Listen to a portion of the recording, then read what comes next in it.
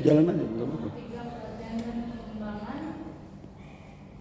Kelima, sosialisasi dan penilaian kinerja, promosi, transfer dan demosi dan PMK.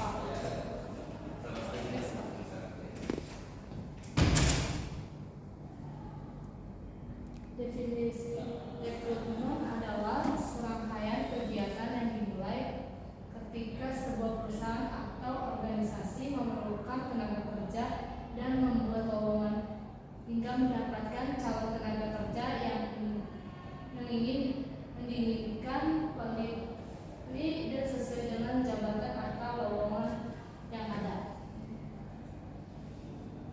Perbedaan rekrutmen dan seleksi. Rekrutmen proses pencarian atau pengundangan calon-calon tenaga kerja yang mempunyai kemampuan sesuai dengan rencana dan kebutuhan organisasi di waktu tertentu untuk melamar kerja. Kedua, ada seleksi. Seleksi proses memilih seseorang dari kelompok pelamar yang paling cocok atau maupun menduduki posisi tertentu dan untuk organisasi. Tujuan rekrutmennya untuk mengumpulkan sebanyak mungkin tenaga kerja yang secara potensial memiliki kemampuan yang diharapkan oleh organisasi untuk kemudian dilakukan seleksi atau pemilihan dan akhirnya ditempatkan pada posisi yang direncanakan.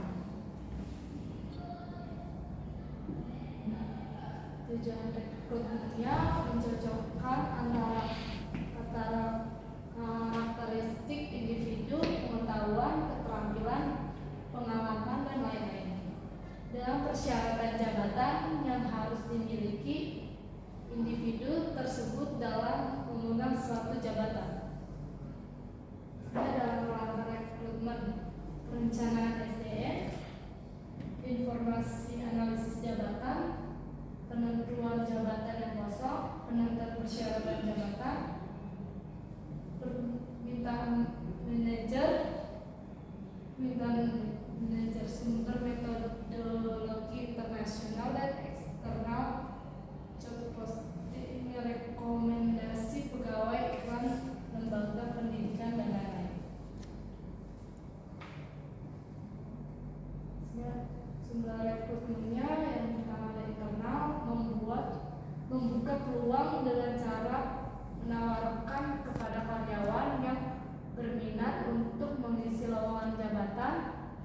Dengan cara ini, perusahaan telah memberikan peluang kepada semua karyawan yang potensial untuk tumbuh dan berkembangnya hingga menciptakan suasana terbuka serta dapat memotivasi kinerja karyawan. Keuntungan lebih murah dan lebih cepat. Kedua, memungkinkan penilaian dan kemampuan yang lebih tepat. Yang ketiga, pekerja memiliki motivasi kerja yang tinggi karena mengetahui ada peningkatan dan pengembangan karir. Yang keempat, waktu orientasi lebih singkat. Kelemahannya, membatasi masuknya pemikiran baru. Kedua, menghambat usaha untuk meningkatkan keanekaragaman tenaga kerja. Ketiga, memperkecil kelompok pelamar potensial. Yang keempat, pekerja yang dipromosikan akrab dengan bawahannya sehingga sulit menjalankan kewenangan dan kekuasaannya. Dan metode rekrutmen internal. Yang pertama ada pemindahan, mutasi atau rotasi. Yang kedua, pengangkatan promosi, detalis dan perbantuan pekerja. Dari eksternal, melalui sumber ini perusahaan dapat memperoleh wajah baru yang mempunyai latar belakang berbeda untuk mengisi jabatan baru. Agar dapat lebih mengembangkan ide-ide baru yang lebih segar, perusahaan juga akan mendapatkan karyawan yang memiliki skill yang dibutuhkan.